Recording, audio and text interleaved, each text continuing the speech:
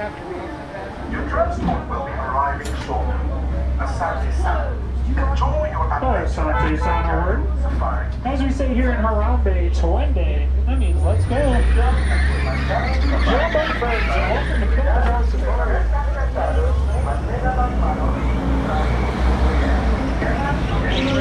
Jumbo everyone, Jumbo warning. And Caribou means welcome. Watch your step, slide all the way across those roads to make room for everyone in your party.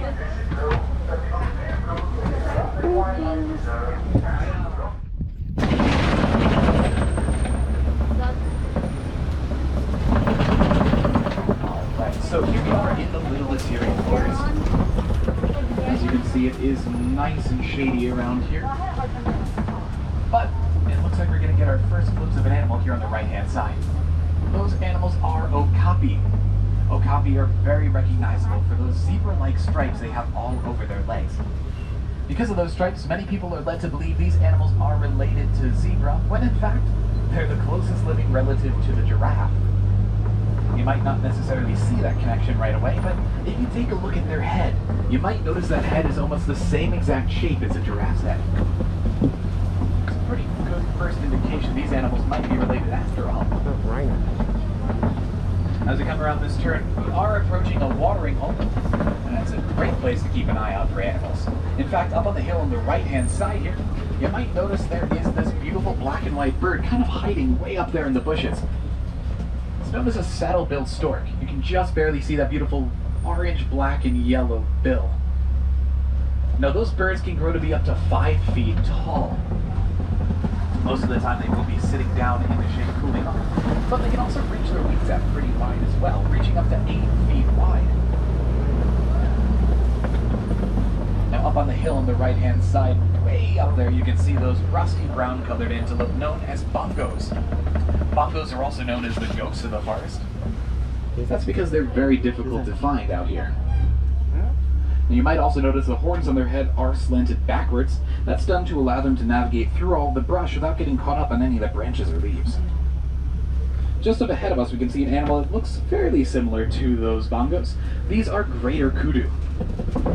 Greater kudu, though, at least in this case, you might notice they don't have horns on their head. That's because they're females. Unlike bongos, female greater kudu do not have horns, while the males have horns that can reach up to 6 feet wide. Out here on the left-hand side, you can see this beautiful black rhinoceros. Black rhinos are some of the largest animals found here in the forest, growing to be up to around 3,000 pounds each. Unfortunately, they are very heavily poached for their horns, as many people believe those horns to serve medicinal purposes. In reality, they're made out of keratin. That might sound familiar to you. That's because that's the same material your hair and fingernails are made out of.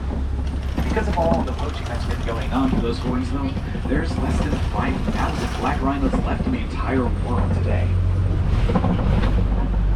But we are now going to head out of the forest. It's been a wonderful first 3 days of our safari out here. I think we've had some really great luck with spotting animals. I'm hoping that good luck will continue for the rest of the first week we have here.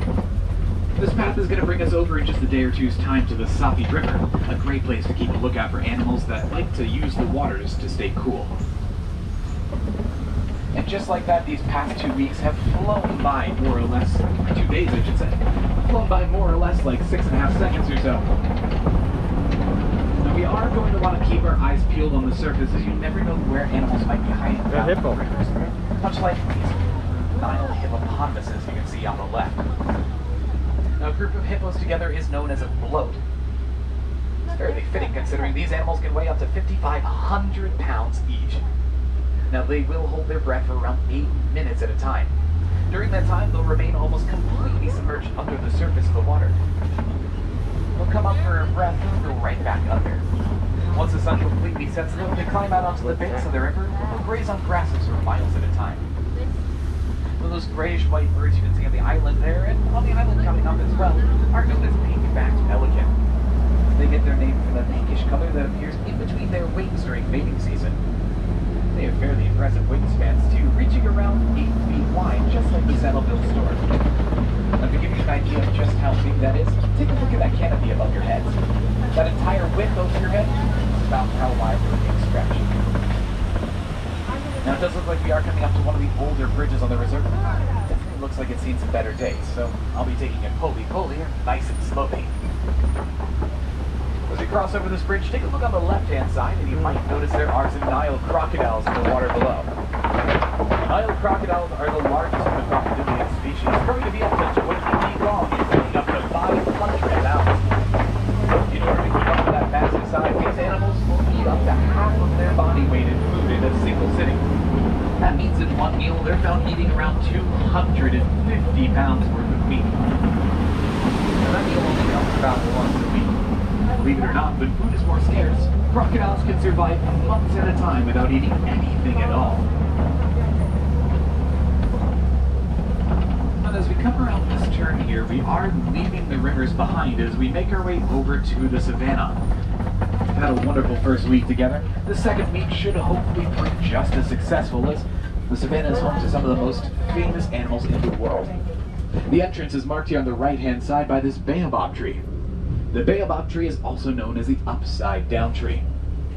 Just taking one look at it, it's pretty easy to see where that gets that nickname.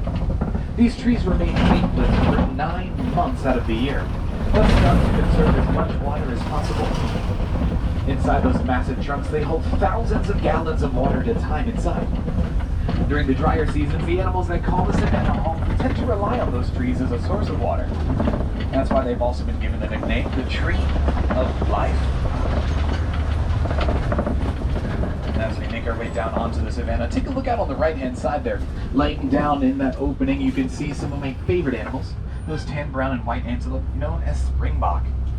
They get their name from their ability to quite literally spring up into the air, 6 feet off the ground and 13 feet forward. That means if they wanted to, those tiny little antelope can jump straight through this truck. A little bit further up here on the right-hand side are these beautiful Hartman's mountain zebra. The zebra are very recognizable from those the black and white stripes all over their coats. Because of those stripes, a lot of people have gotten into arguments as to whether or not these animals are black with white stripes or white with black stripes. The answer can actually be found just by looking at their muzzles, or their noses. By looking at their muzzle, you might notice that very dark color. That's their natural skin tone. The stripes will then grow on their coats on top of that.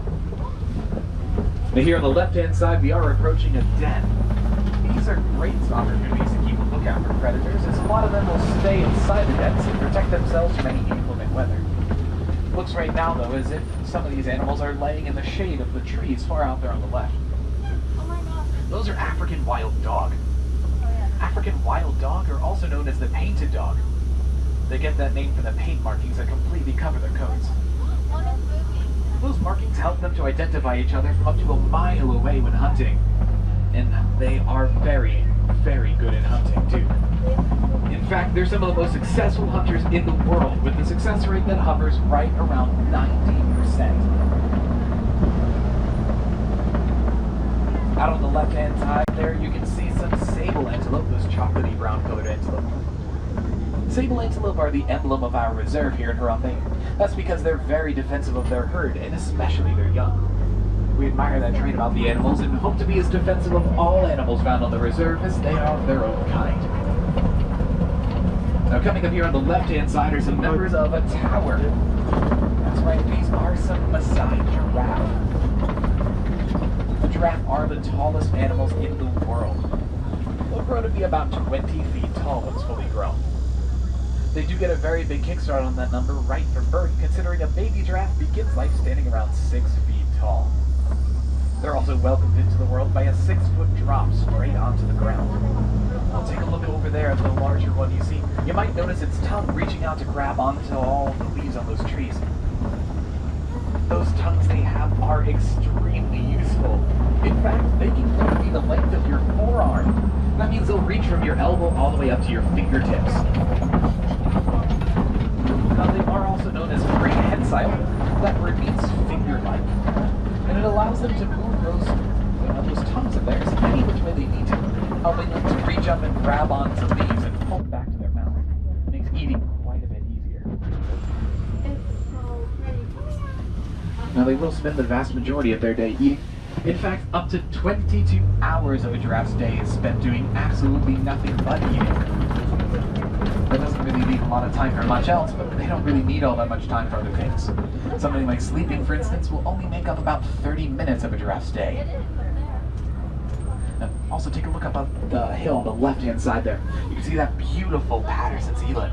That's a male. Now, eland are the largest antelope in the world, growing to stand 6 feet tall just at the shoulders alone. The gray one you see is a male, while those females are the tan ones out on the right-hand side. Looks though as if we are following this giraffe up ahead of us here. We'll give them just a little bit of space to move ahead since they are just a little bit too close to our path. Now those spot patterns they have all over their bodies, and there's another one here in the trees on the left, are unique to each animal. Each giraffe has a different spot pattern and it helps them to identify each other. It also helps us to identify the individual animals as well as the species. Maasai giraffe, for instance, have those very jagged and irregular edges on those spots. Now out on the right-hand side you're going to see a couple different animals. Those gray animals grazing on the grasses are wildebeest. Wildebeest are known for gathering in herds of up to 1.5 million animals at a time. In order to keep up with those herds, newborns can start running just 15 minutes after birth. Those cattle with the huge horns on the right-hand side are Ankole cattle, also known as Watusi cattle, after the Watusi people who first domesticated them.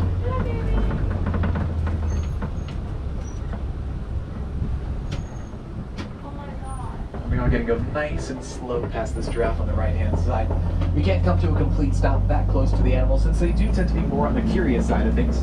We would prefer them to eat all of the leaves on the trees as opposed to the roofs of these trucks. We'll see what else we can find out here.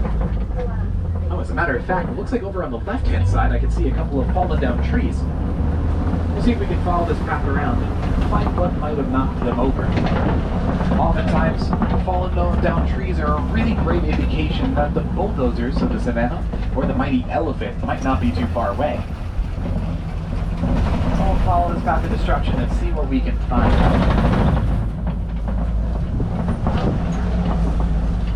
Actually, if you look up to the trees on the left-hand side on those rocks, you can see some mandrills. Mandrills are the largest species of monkey in the world. They'll grow to be about 100 pounds each. They're very recognizable from those red and blue patches of color on their face. They actually get more vivid and bright when the animals get excited.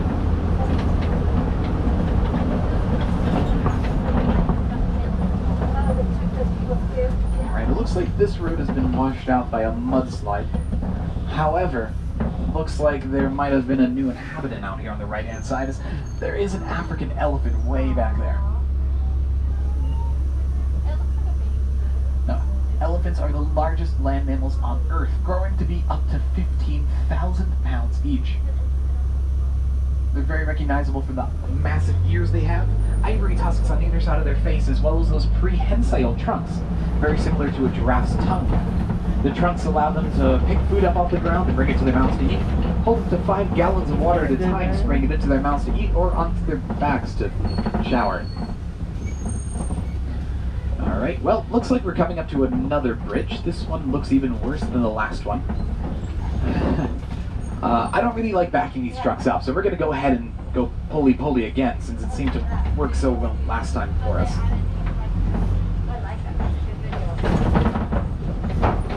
Okay, we're doing great. I'm sure everything is fine. No need to worry, it's still up, and oh, thank goodness I made it across. Alright, looks like everyone else did too. That means we can continue on with our tour around this corner, and hopefully we'll be able to catch up to some more elephants. We only saw one by itself, which is a pretty good indication that it might be a male. Male elephants live in solidarity, while the females live together along with their young. And in fact, it looks like there's a couple of tusk marks on the walls on either side of us here in this red clay pit, and some footprints in the ground too. Oh, that might have been left by this bird over here on the left-hand side. We'll see if we can get just a little bit closer up. Now, the females live together with their young until the young reach about 13 years old. Then, if they're a male, they'll go ahead and venture off on their own. Oh, you can actually you see there's a baby down there with them. It's just about 2 years old or so now by the looks of it, since you can see its tusks are just starting to grow in. We'll see if we can get a clearer view as we come around this turn here.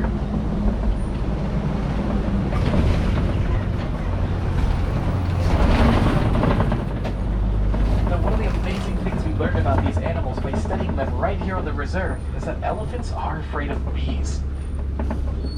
Now that fact came very much in handy when we learned that farmers here in Africa were suffering from having elephants trample over and destroy their crops. It wasn't good for the farmers as it destroyed their only source of income. It also wasn't good for the elephants though.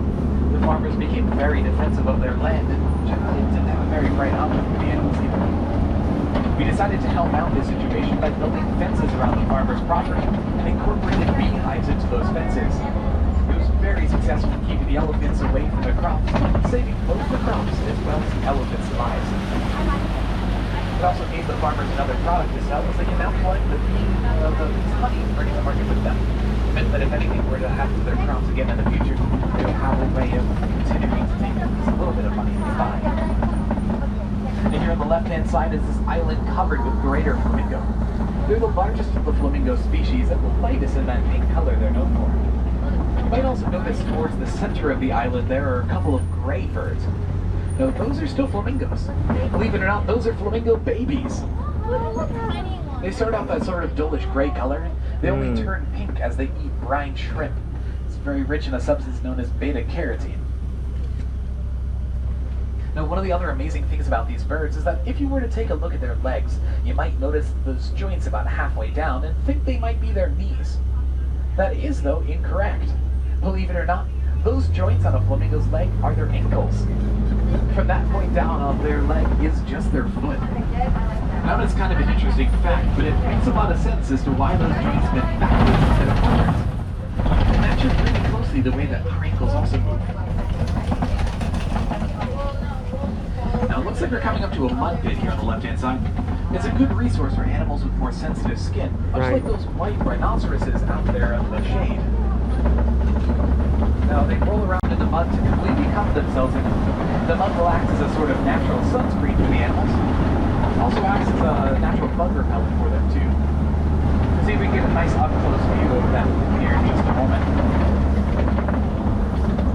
Now, a group of these animals together is known as a crash. It's a very fitting name for them, considering they can weigh up to 5,000 pounds each and still reach up to 35 miles an hour on land.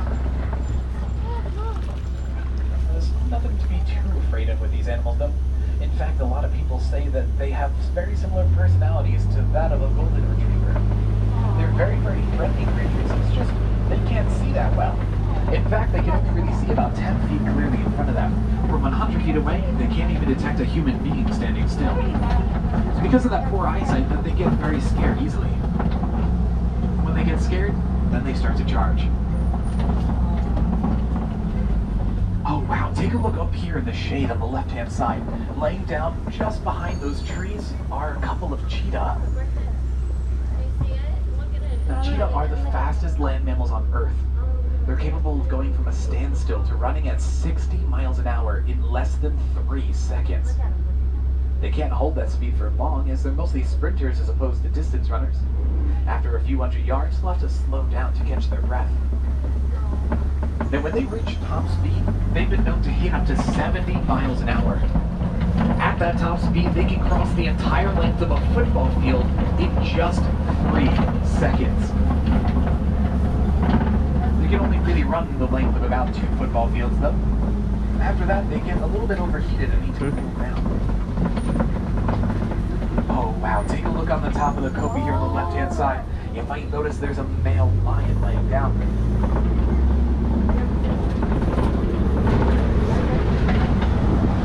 Now, these lions are mostly nocturnal animals. That means they're most active at night. Most of the time during the day, they'll be laying around sleeping or just relaxing. In fact, they'll be found sleeping for up to 20 hours of their day. During the day, their eyesight's about the same as a human's, but at nighttime, it gets to be around 6 times better. You can also see there looks to be a female laying down just behind him. Now the females are the ones who will do all of the hunting. Great. When the females are off hunting, the males will stay back to ensure the safety of the rest of the pride. There's actually 2 females over there.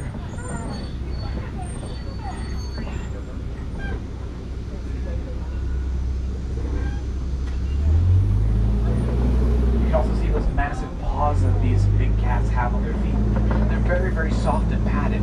It actually allows them to get really good grip on the rocks here, like you can see them looking on. But just up ahead of us here, it looks like there's a warthog over here, or 2 of them. They might have been responsible for digging out these burrows in the ground. Warthog are related to domestic pig. Unlike domestic pig, though, they have those really cool rockstar-style mohawks on their heads. They also have those really long tusks on their face that help them to dig out those burrows that they sleep in.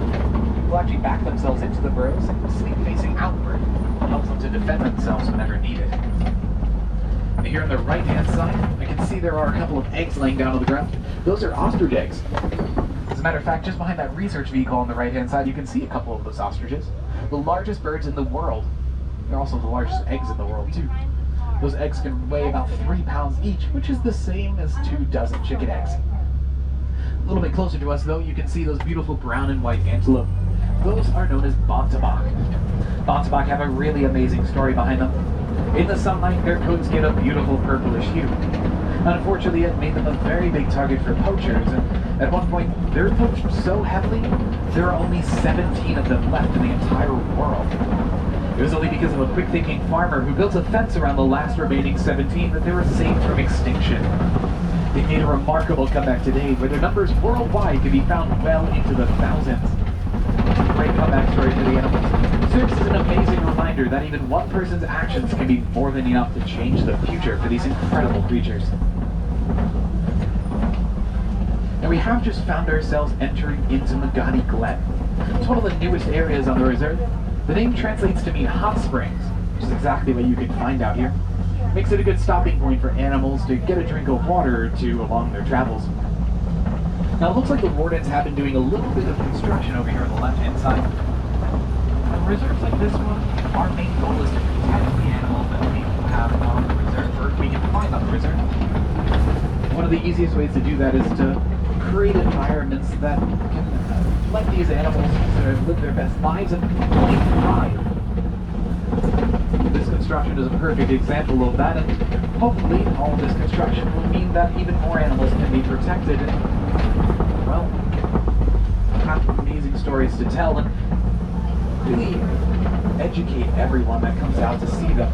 The main goal, well, we want to protect a lot of these animals since the vast majority of them that you saw out here today are endangered. To come through this water, though, that does mean we have left the reserve. We are now heading back into the village of Harambe. Now, if you've been inspired by the animals you've seen to go see even more animals, I highly recommend checking out the Guerrilla Falls Exploration Trail. It's about a 15 to 20 minute walking trail. Inside you'll see many animals, both that you've seen out on the reserve, as well as many others you haven't seen yet. That includes animals such as the okapi, hippos, gorillas, meerkats, naked mole rats, zebras, and many, many more.